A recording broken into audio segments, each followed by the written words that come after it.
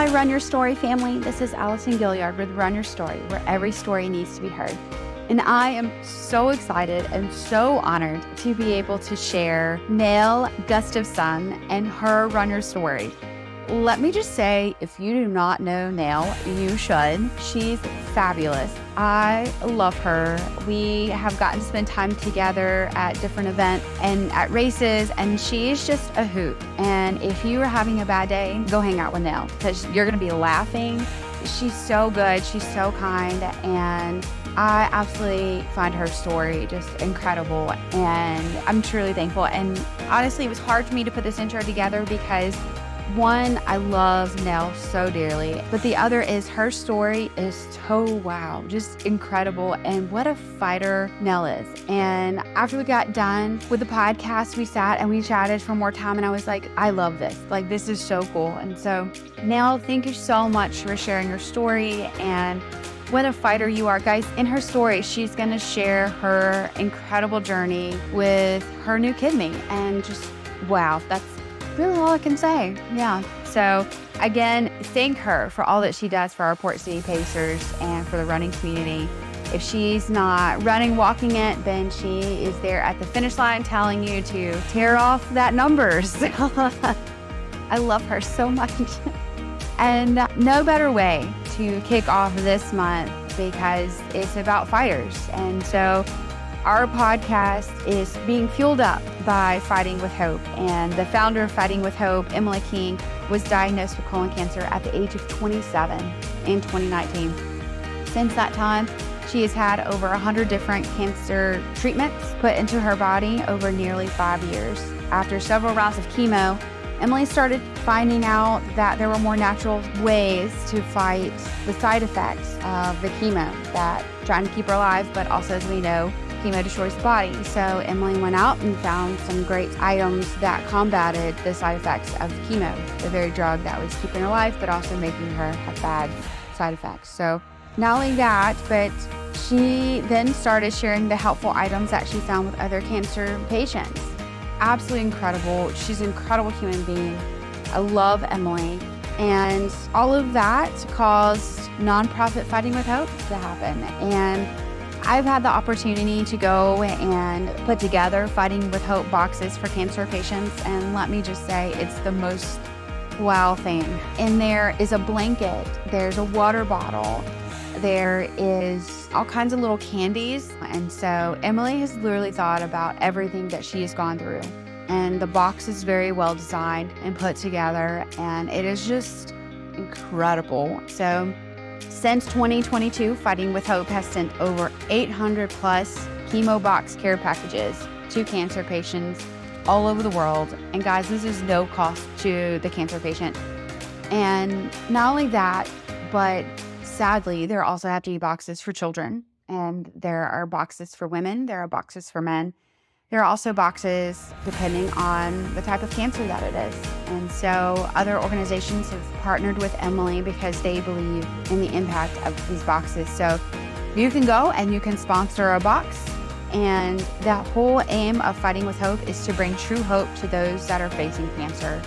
Not only that, but as somebody who has had a family member with cancer, the gifts that they receive are just absolutely, I mean, your heart just is happy for them. And so having something like this can really not only change the cancer patient, but also their family. So for more information about Fighting with Hope or to sponsor a box for a cancer patient, run to fightingwithhope.com. You can also find them on social media.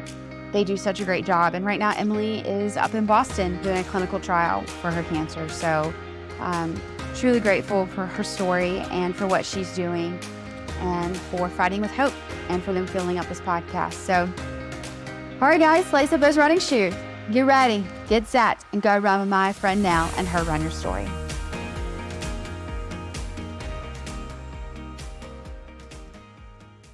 Finally, hallelujah. So stinging excited. Okay, I'm going to confess to you something, but you already probably know this. Okay. You were one of my absolute favorite people. No what? Yeah, you have to know this. Are you kidding me? Oh, why on earth? Why? Because we laugh a lot together and have a lot of fun. And you're super bossy. in a good way. But I love it. That's what I love. So fun fact for people that don't know. Okay. I'm going to share this story. It was Crime Prevention 5K. Okay. And it was the first time I've ever worked a finish line with with the big wigs. Yes. Okay. So I was so nervous. And you came along shouting orders, and I was like, I'm good. I am in like Flynn. I'm like, I got this. I just stay out of her way. That's all I have to do. It was fantastic. Oh, so wow. I love it. That's why I love working races with you, because I'm like, I just follow. Pull your tab, stay in line, stop your watch. I just follow Auntie Nell. That's all I do. Follow Auntie Nell. Whatever she does is what I'm going to do. I say that in my sleep. You know that. I bet you do. Yeah. And I just want to say thank you, because not only do you walk, do you do all the things, you meet up, but you have such a great attitude, and you volunteer a lot. You're on the Port City Pacer board.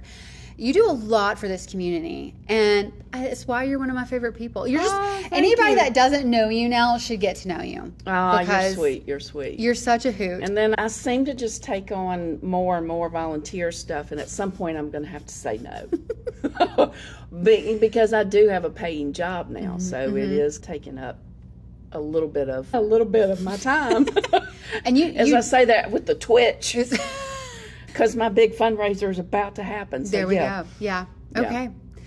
So, what is your run story? Okay. My run story started very late in life. Okay. Let's see. I'm 29 now, so. Yeah, you are.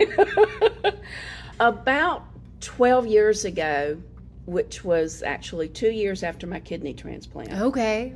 My sugar levels, my numbers were starting to trend up, which my meds that I'm on tend to do that. So transplant patients have to be aware of that. And I said, well, I got to do something. I am not going to become a diabetic. Among everything else that's going on with me, I cannot do that. Sure. So I started walking a little bit, and I said, because I got to lose some weight. So I made a few little dietary changes. So the weight started coming off, and I started feeling better, and walking led to a little bit of running here and there in between. Like my friend says, I slog. So anyway, my numbers went down within a month, and I've been normal for 12 years now for that.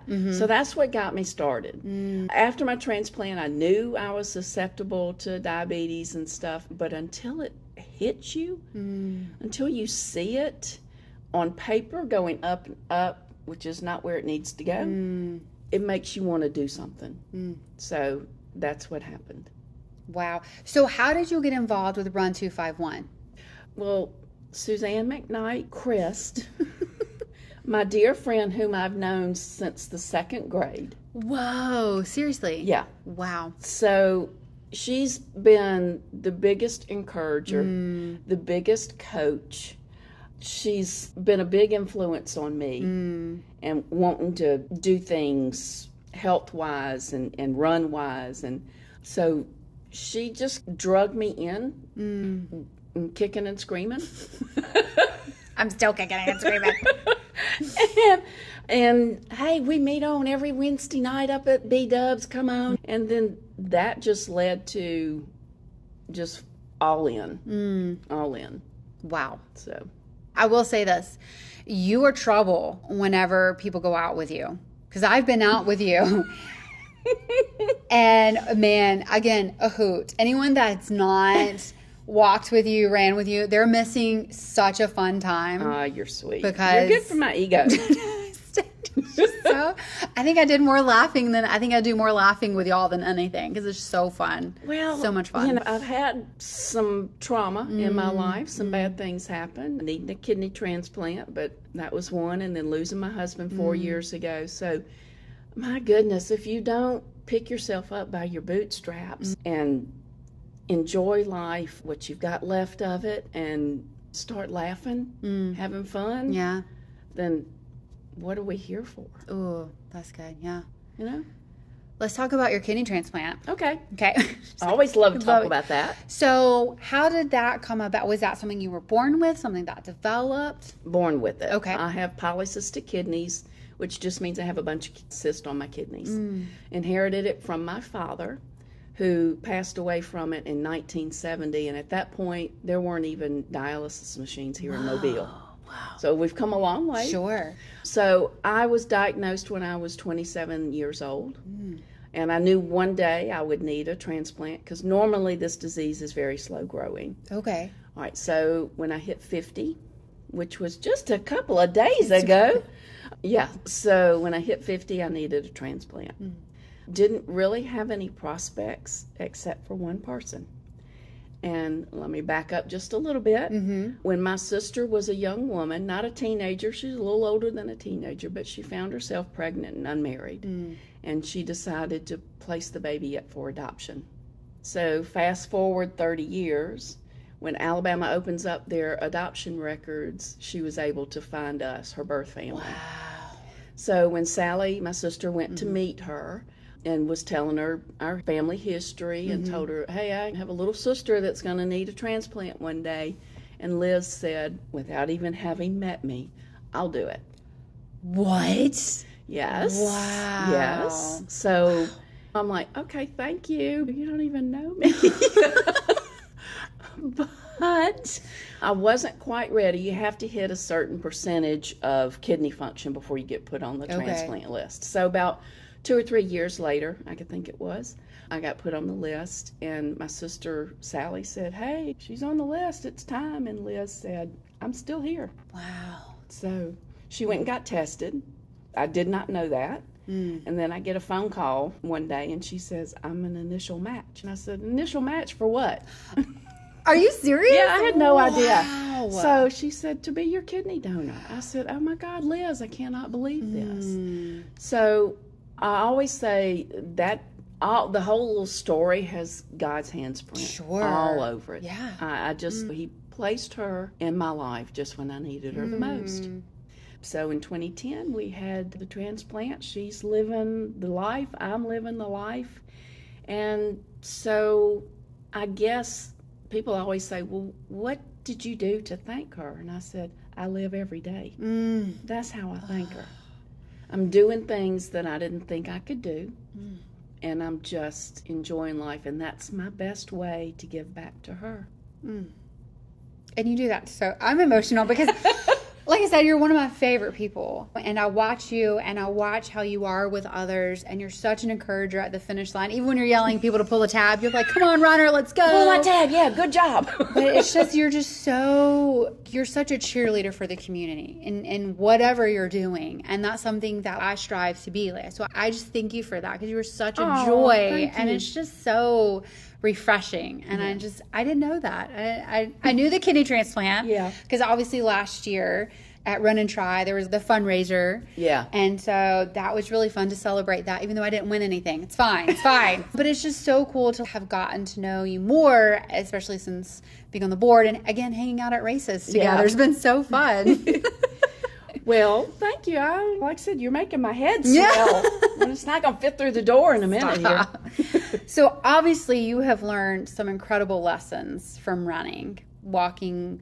What are some of those lessons? Never give up. And I know everybody says that, never give up. And I've had to just start over from scratch a couple of times because I keep getting skin cancers, which is also what I'm susceptible to because of my meds. So every time I do that, I can't run, I can't walk because I can't get it wet, I can't get it sweaty, I can't raise my blood pressure and pop stitches. So every time, and I've had 15 of them. Wow. So every time I do that, I lose a little bit. But then I just got to keep going and try to build back up because anybody that does any kind of exercise knows if you miss just a little bit, you got to almost start from scratch. Not really, but y'all know what I mean. Yeah. So just keep going. Don't stop. Don't let whatever's happening get you so down that you just want to give up. That's good. What about a favorite race? Do you have one? I have maybe 2 favorite races. Ooh, okay. One of them probably is the first Azalea Trail run I did. Okay. Well, it's been since my husband died, so about 14 years ago. I think I've done 14. Walked the whole time. because I wasn't up to speed yet on the running. And I was always intimidated by the Azalea Trail Run. I always thought, oh, it's only elite runners. Sure. Okay. And I think maybe back in the day, way back, maybe it was, I don't know, but that was my impression. And I just said, to heck with it. And with the encouragement of Suzanne, who was at the finish line going, woohoo, you know. So 2 of my friends and I, we did this Azalea Trail. So I think that's my favorite one. And I have another one, but I may reserve that for another minute or 2. Oh, okay. Okay. The suspense. Depending on if you ask me what my least favorite race is. Go for it. What is it? Savannah Rock and Roll.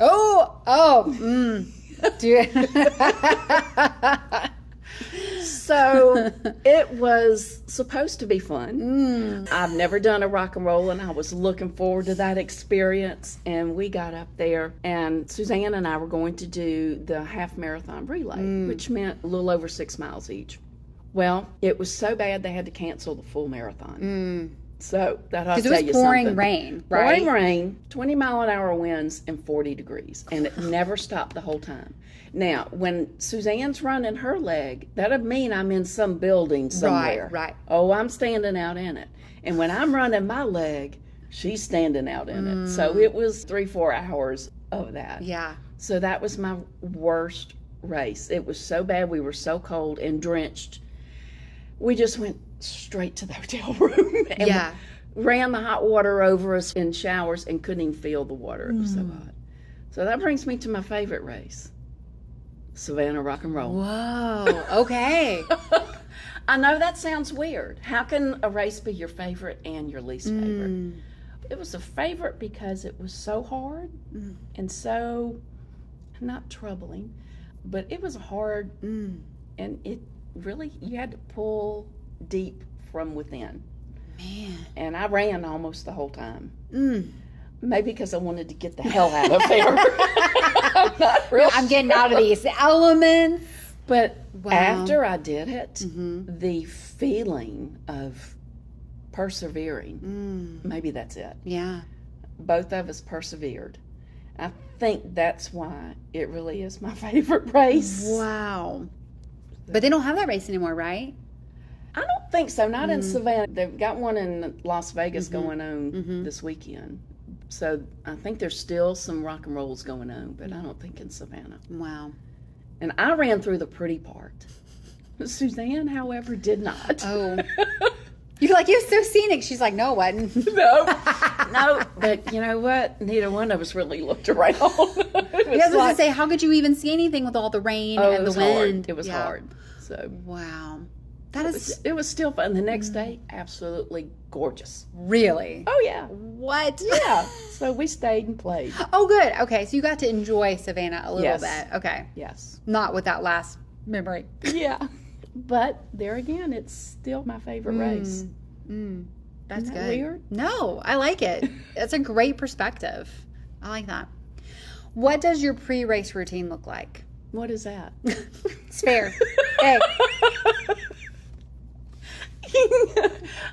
Basically, just pull myself up out of bed and get there. Okay. Yeah. I'm not one of these. No, I don't have one. It just is to arrive. With all the music and everything, you're like, here I am. Yes. Here I am running community. I love that so much. Yeah. Post-race routine. Post-race, usually grab a beer if there's one. Maybe not.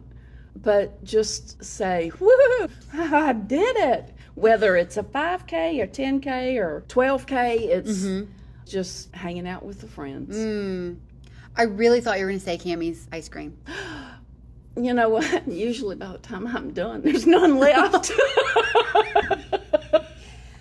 However, at the bomb, there was some left, and I did not, I didn't get any. Really? Yeah. Oh. Usually when I work a race, I usually... See, I snuck it in. Yeah, see. Because I was like, I know there's Cammie's ice cream, so... See, I have to stick around because there's always people like me that are a little bit behind everybody else. But they finish. Yeah. They should be proud. I'm proud for them. I'm proud when it's me. See, what you do now is you say, hey, Allison, go get me some ice cream. Because that's what I did. Because we were giving out Gatorade. And I was like, you know what? I'm pretty sure Cammie has ice cream here. Yes. I went and got some and came back to the finish line with my ice cream. So I have to just go to Cammie's on my own. And that's fair. Yeah. That's which you've done. You guys have done. Yes. We do. Not that I'm bitter about that one either. We do. At 4 o'clock. Cammie's run. Sure, yeah. Mm-hmm. Yeah. Mm-hmm. Moving on. Yeah. Favorite running item. What is a piece of item that you're like, I will not run without this item? Oh my goodness. Well, I don't run with headphones. I don't do the music. I probably, if I started running with music right now, I'd probably be faster. Wouldn't you think? I have some good tunes going. I probably could pick up the pace. Just, how about a good pair of socks? Ooh, okay. What brand do you like? Features. Okay. But anything that's good. I used to turn my nose up and say, oh, a pair of socks don't make a difference. Oh, was I ever wrong? Right. Yeah. So, good pair of socks. Okay. Running shoes. I have discovered that I like the Ultras. Oh, really? Yes. Okay. Yeah. I need a wide toe box, and theirs is wide, so I like that. So I love Brooks, and that's mostly what I have. That's what I thought you were going to say, actually. Yeah. Okay. But I've really discovered that I like those better. My feet feel a lot roomier in those. They like it. They like it. For your longer runs, what do you take to fuel? Well, I don't do the real long runs that require that, actually. Okay. I'll be honest, I don't. A 12K is the furthest I've gone. Okay. And it's not real hot, so I can't. So it's just not an issue for me. Okay, that's fair. And with my kidney and stuff, I'm not really sure what I can and cannot have, because I can't have a lot of sodium, that kind of stuff. Okay. So. Gotcha. That's that answer. It's a good answer. It's fair. What has been a favorite running memory? Whether it's a training run, a meetup, crossing the finish line, what is something you're like, that is such a good memory? I'd have to say when I did the Battleship 12K. Ooh, I've done it twice. So the first time, and having Suzanne. That pesky Suzanne. Suzanne. Just right there cheering me on and running with me, coming in. Yeah. And speaking of running in with you, she did that. They got to do that at the Savannah Rock and Roll, so that was pretty awesome, too. Oh, that's amazing. You got to run in with your partner. They sit there and wait on you, and then you ran in with them. That's so cool. I loved that. Yeah. So we were miserable together. Like, neither one of us have dried off. That's right. Do you have a meal pre or post race that you're like, this is my go-to? Not necessarily a go-to, and I don't eat a lot before a race, but afterwards, honey, you got a hot dog, a barbecue sandwich or something, I'm going to wolf it down. Like, I earned this. Yeah. Have you not seen me? Stop it. I'm going to eat whatever, just about whatever's put in front of me after a race. Might not eat for the rest of the day, but that's what I'm going to eat. Yeah, that's fair. Yeah. There you go. Okay. Yeah. Okay. Yeah. Do you have a recovery tool that you like? There's, what's it called? The roller ball? Okay. Yeah. Yeah. Okay. I'll use that. That's a tough. Like, that's a hard one, yeah. Somebody gave me that. I'm not going to say who it was. Suzanne. Suzanne. Yep. Do you have a favorite? She's a good coach. Have I said that? Yeah, she's nice. We'll keep her around. Yeah, she's a good encourager. Do you have a favorite cross-training activity? What's that? Okay, that's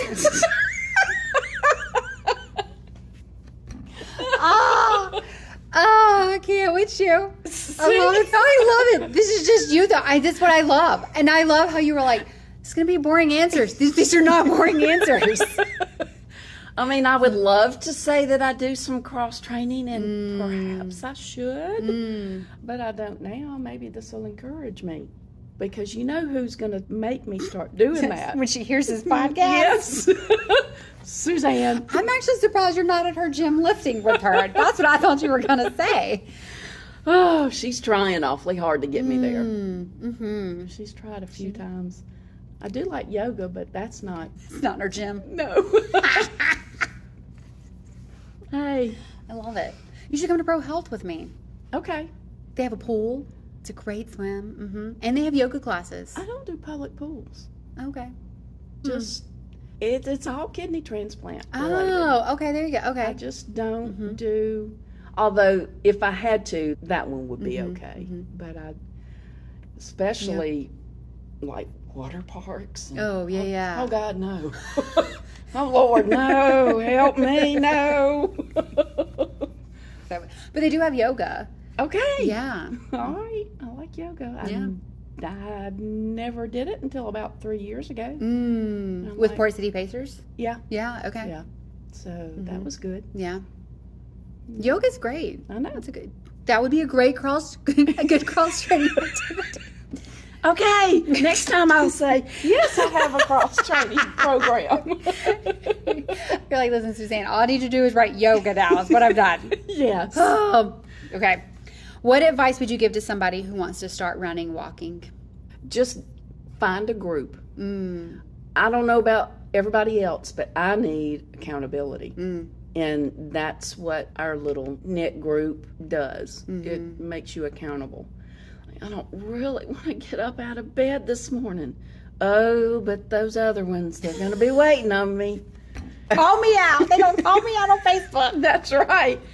And so it makes you get up out of bed or off the couch.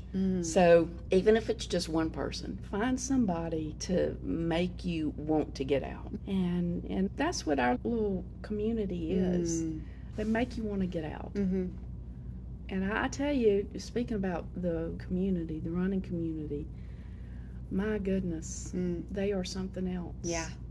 When my husband died, I tell you, if it hadn't have been for the running community, I would have crawled up in a corner, I think. So there's something to be said for runners and the heart that all of them have. Yeah. Yours included. Ah, Yours included, girlfriend. What would you tell somebody that's had a kidney transplant that wants to start running, walking? What is a piece of advice you'd give them? well, number one, I'm not a doctor, although I'd like to claim it sometimes. Speak to their physician first. Make sure that everything's okay on that end, that they can start. And then if it's just walking around the block, and then 2 or 3 more days, try going a little bit further. And then a little bit further and a little bit further. You don't necessarily have to run. Yeah. But just getting out there is monumental. Absolutely. Yeah. And as you said, there'll be a community cheering you on, Yes. waiting for you at the finish line. Yes. Yeah. Yeah. That's so good. So the first race I did was about 3 months after my transplant. Really? My very first 5K. Yeah. 3 months post-op. Yes. Yeah. So it was called the Knobbly Knee. Oh. And where was this race at? It was off of, what is that, Scott Dairy Loop? Off of Dawes Road. Okay. There are 2 schools out there, Dawes Intermediate, or excuse me, I'm sorry, teachers. I can't remember the name of your schools, but there's 2 schools out there. Anyway, in that neighborhood, you walk around or run around. And so that was my very first one. So maybe that's my favorite race. No. That is wild. 3 months post-op. Yeah. You said, I'm going to go tackle a 5K. And I was the second to the last that came in. Girl, you still lapped people that were at home with 2 kidneys. That's true. That's true. So Man. that was a good memory. Yeah, that's impressive. That's wow. Yeah. And it actually was a race that benefited organ donation awareness. Oh, that's amazing. So I met a lot of people there that are, some of them are no longer with us, God bless them. And some of them I've lost recently. So, but some of us are still kicking. Yeah. After 14 years, we're still kicking. Wow. So, That's incredible. yeah. Man, you're so inspiring. Oh, stop. Goals. Do you have any? Just to finish. Yeah, oh, go. Yeah. Just to finish whatever it is. Whether it's finish a race, finish life, and what I think God wants me to do. My priest has instilled in me something that has stuck with me, and that is to be more Christ-like. Not necessarily Christian, but more Christ-like. Yeah. And that's what I want at the end when I finish. I want to be able to say I was Christ-like. Mm-hmm. Oh, that's beautiful. See, you already got me tearing up here. Stop. Okay. Mantra, when you want to give up, what do you say? Just keep going. Whatever it is, if it's you got another mile to go, just keep going. And if you have to walk across the finish line, walk. Crawl, crawl. But just keep going, keep moving, never give up. And the never give up is so cliche, but it fits for me. Yeah, absolutely. Oh, so good. What has been your favorite length run? Whether it's meeting with the Run 2.5ers, or if it's a race, what is something that you're like, ooh, I get to go do this distance today? I haven't done a heck of a lot of 10Ks. Okay. But I do enjoy that distance. Really? When I'm a little bit better in shape, which is not now, I do like that because I get a little bit of a second wind. Okay. A little bit further in. After I've done the 5K portion, I'm like, okay, got to keep going. So I do enjoy it. I don't do enough of them. It's not like we have a huge amount of them around here anyway. No, like we do 5Ks. Yeah, most of them are 5Ks. Yeah. So I'm more comfortable with that. But I like to challenge myself a little bit by doing 10Ks. Now, do I want to do a half marathon? No. I'm sorry, y'all. It's not in my mind to do. Maybe if I ever can get back up to where I should be, where I was at one point. But I really am happy with 5 and 10Ks. And you do a lot of relays. So that's fun. You guys did, let's see, what was it? Mobile half. Mobile Y'all did marathon. Mobile marathon. So that was what, 5-6 miles each person? Yeah, they kind of. I've done it twice. Okay. And it was a little different this last year. Sure. The first year they broke it up evenly, Yeah. except the last leg was 6. Well, they didn't do that this year. Oh, okay. We didn't know that, but that's okay. So surprise. So I think I did 5.5. Yeah, which is okay. It was fine. But that was fun. It's fun. Yeah. And then you guys went and did Biloxi as well. Yeah, that was just a half relay. So, but that was 2 runners, right? Yeah. Okay. Yeah, one does the first leg and the other does the second leg. And I like that Biloxi run. Yeah. It's fun, except it was a little cold. It was a little cold this last time we did it. So how many relays have you done? I guess 4. Oh, okay. 4. For some reason I was thinking you've done more than that. No, and 2 of them were the marathons. Okay. So that's when you have 5 people. And the other 2 were just half marathon relays. I love it. Yeah. That's so cool. Let's talk about when you're not running. What are you passionate about, my friend? What do you like to do? Play with my doggy, little Corky. What do I like to do? Just sit on the couch for a few minutes. I've gone back to work, so that's taken up a lot of my time. So, especially right now. But I think just sitting and maybe just listening to jazz music. Oh, really? You're a jazz gal. I am. Okay. I am. I couldn't tell you anybody that sings today. I know none of the popular songs. Don't ask me. But jazz, I'm all over it. I love that. Yeah. You could put some headphones in for jazz and run with that if you wanted to. I could. I could. Yep. We could get you a shirt that says, I run on jazz.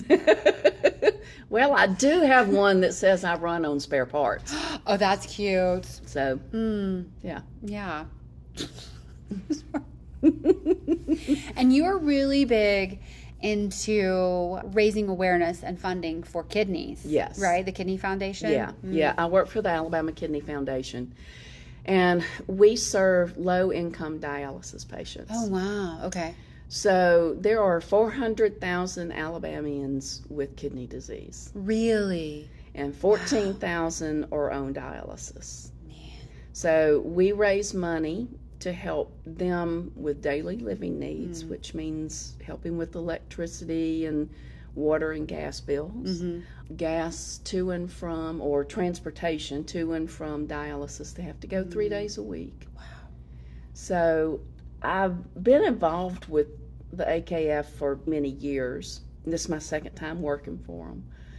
But I'm in a way more active role this time. And I go into these dialysis clinics. And my mother also had kidney disease. Oh, wow. Okay. So I had it on both sides, although hers wasn't hereditary. But she did do dialysis. And so I see it from her side, from someone being on dialysis, someone like me that's had a transplant, never had to do dialysis, thank God, and going into these dialysis clinics and seeing the patients and seeing who we serve. And they are so thankful for the funds that we are able to provide to them to help them with daily living needs. So it's really hit home. I see what we're doing. I see where our money's going, and it really makes me feel good about what I'm doing. Yeah. And also, we do promote organ donation awareness. So that's part of it, which is also near and dear to me as well. When I woke up from my transplant, I told my sisters, I said, I know what my purpose in life is now, and it's to promote organ donation. Oh, wow. I don't know what happened to me while I was under. I'm not going to say that somebody came down, and I don't know about that, but I woke up and I said, I know what I'm supposed to do. So I never pass up an opportunity to speak about organ donation. Yeah. And the difference it's made in my life. It's allowed me to do things I would not have been able to do. And I'm thankful, very thankful. We all got tested whenever my sister-in-law got leukemia. Of course, none of us were a match, but we all joined the Be the Match. Good. Because someone did from another country were able to be a match for her for bone marrow. So that gave her a little extra more time with us. Yeah. And so we've always said, whenever we get that phone call, without a shadow of a doubt, like we would be that. So, well, a little side note, my nephew's wife's sister was pregnant, and routine blood work while she was pregnant found out she had leukemia. Wow. So I'm very familiar with the Be a Match, because all of them did that. I wasn't able to, but all of them signed up the registry, and she eventually got a transplant, and she's doing great. The child was born, even she had chemo while she was pregnant with him. That's amazing. I know. And he's fine. He's 8 years old now. So it's wonderful. Yeah. So be a match, be an organ donor, you know, all that stuff. That's right. And mark it on your driver's license. Yes. And tell your family. Yeah. Because even though you've marked it on your driver's license, the family still has the last say-so. Okay, I didn't know that. Yeah. Okay. Yeah. They can overrule it. It's just not good PR if they go against the family, so they're not going to. Yeah. So make sure your family knows your wishes. If somebody wants to find out more about how to get involved, or how to, let's say, they say, hey, I want to make my family aware of this, how can they find out more information about what you do now? alkidney.org is the main website. My email is nell@alkidney.org. That's a fun address. Yeah. Very easy. So email me, or just go to the main website and learn how you can become involved with the Alabama Kidney Foundation, or learn more about organ donation awareness. There's a spot on there for the Legacy of Hope. Okay. Which is the state organization that deals with organ donation. Okay. And I do things for them too. In fact, I went to a basketball game last week at USA, and they they led us out onto the court, and we all waved when they announced us. So I do things with them too. Of course, they're a great organization. Because you're legendary now. You're famous. Don't you know this? Sure. Yeah, tune into TV. I'll be on there next week. There we go. I love it. Any final words of wisdom, my friend? Well, let's talk about kidneys for just a second. Sure. Know your numbers. And love your kidneys. 2 main reasons for kidney disease are high blood pressure and diabetes.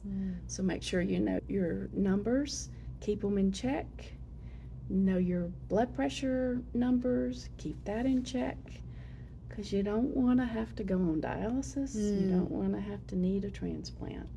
But sometimes it's beyond your control, like it was with me.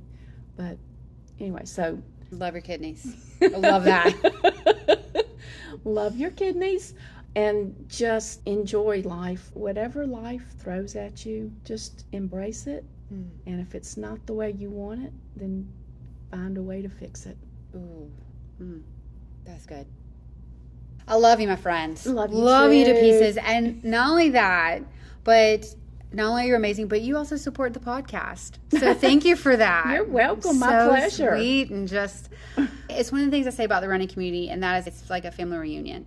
And that's how I feel when I see you and Suzanne. Yeah. Like I have my running mom, I have my running auntie. It's Yeah. just, it's a family, and you bring so much joy to the community. And so I love you tremendously. Well, and that's why I thank was you. so Love you excited about this opportunity, even though you've been walking the other way anytime you would see me and say no to me several times. Because I didn't think, I had a lot of not answers that are probably desirable for your audience. And yet here we Because are. I'm not hardcore. I'm just me getting out there. Loving your kidney. Loving my kidney. Actually, still have 3. What? Yeah, I still Okay. have my native kidneys. But only one works. My new one works. April.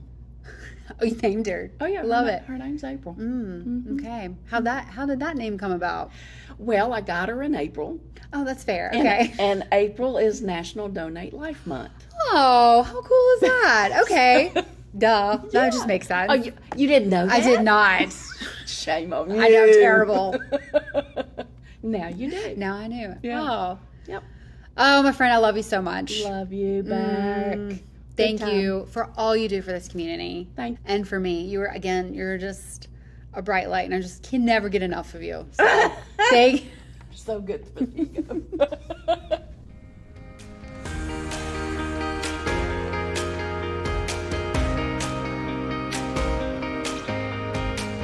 So thankful for my friend now. I don't think of her as a friend. I think of her as a family member. I think of her as the fun aunt. She's fun, Auntie Nell. That's how I think of Nell. And just, again, the joy that she brings to our running community. And again, just go spend time with her. Cannot say that enough. If you don't know Nell, go introduce yourself, because she is one of the warmest, kindest people. And again, so fun. And I absolutely just love her. And as she talks about, she has a big fundraiser coming up, and that's going to be March 9th. That's the Kidney Walk and Celebration. Guys, definitely go check that out. If you want more information, you can check out alabamakidney.org, which is alkidney.org. And Nell also shared her email address if you want. She's also in social media. Reach out to her if you want to sponsor her walk. She does so much for our community, and this is such an honor to be able to share her story. And the whole reason that she's in our running community is because of her kidney. And so that's just, wow, she's truly an inspiration. So definitely go talk to my Auntie Nell, go make her your Auntie Nell, and just love on her. She's absolutely incredible. And just, there should be more Nells in the world. That's all I gotta say. So again, thank you so much to Fighting with Hope for fueling up our podcast this month. You can also go check them out at fightingwithhope.com. You can sponsor a box. You can find out how you can get involved. There's so much, as I've learned through other organizations, we all have something to give. We all have a way that we can help one another. And that's what I love about this community. Not just our running community, but about Mobile, because we truly care about one another. And I love that. That is what makes us a community. So go support my friend Nell, my Auntie Nell. Go support Fighting with Hope, and just thank them again for sharing their stories and for fueling up this podcast. And also, thank you to Mars Hill Church for giving us such a safe place to be able to share our stories. They're not always easy, they're not always fun, but they have to be heard because your stories inspire. And I know that Nell didn't want to have to get a new kidney, but what a journey and what a story.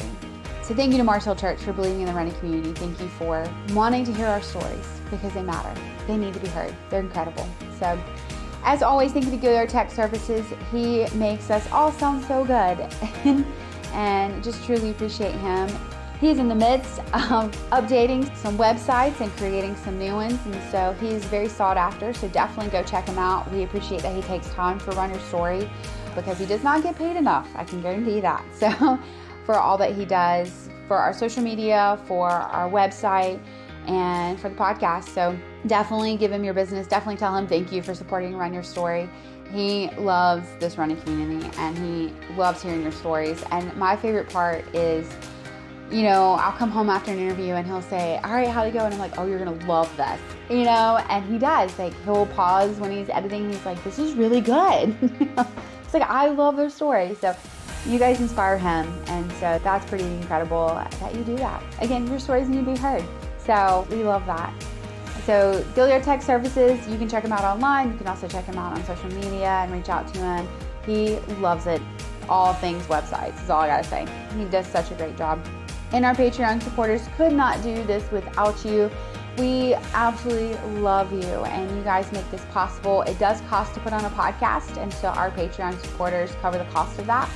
And so we are truly grateful for that. And anytime I think about Patreon supporters, I just start to cry because that's people in our community that believe in Run Your Story. And I am truly grateful and can never thank you enough. You guys are just the coolest people and I just absolutely adore you and love you. Thank you so much to our Patreon supporters.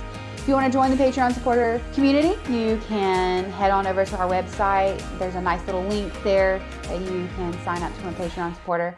Again, thank you for supporting this podcast. It means more than you could possibly ever know. So thank you to our Patreon supporters. Guys, go like, share, and comment this podcast. Go like and share and comment Nell's story because it's impactful, and just love her and her story and what she does for our community. All right, guys, until next time, go run your story because every story needs to be heard.